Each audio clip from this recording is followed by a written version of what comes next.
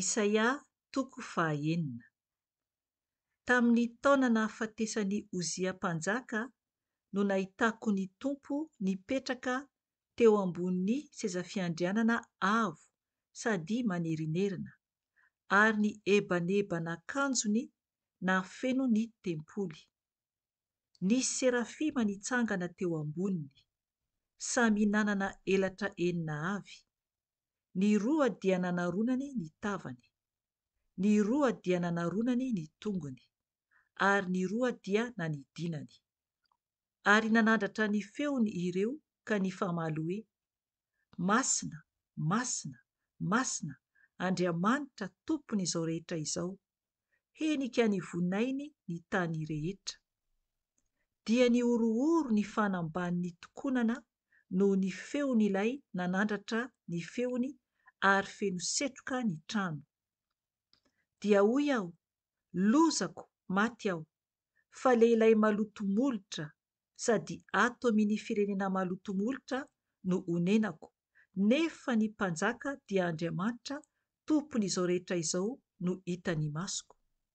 Dia nanidina nanatona ahy ny serafima iray, nitondra vainafo teny an-tanany, izay nalainy tamin'ny tandra avy teo amin'ny alitara. Ary natehiny ny vavako izany ka hoy izy: Indro, efa nitehika tamin'ny molotrao io, afaka ny elokao, ary voavela ny fahotanao. Ary nandre ny feon'ny Tompo aho hoe: Iza no hiraiko? Iza no andeha ho irakay? Dia hoy aho: Inty aho, irao aho. Ary hoy izy: Mandehana ka lazao amin'ity firenena ity hoe: handre mandrakariva ihany ianareo, nefa tsy ahalala; hijery mandrakariva ihany ianareo, nefa tsy ahafantatra. Ataovy donto ny fon'ity firenena ity, ataovy lalondalovana ny sofiny, ary ataovy mikipy ny masony, fandrao ahita ny masony, sy andre ny sofiny, ary ahalala ny fony, dia hibebaka izy ka ho sitrana. Ary hoy aho, Tompo, mandra-pahoviana anefa. Dia hoy izy: mandra-pahafohana ny tanàna ka tsisy mponina, ny trano tsisy olona, ary ny tany ho lao tanteraka. Ary ny Tompo hampandeha lavitra ny olona, ka hiamaro ny tany lao.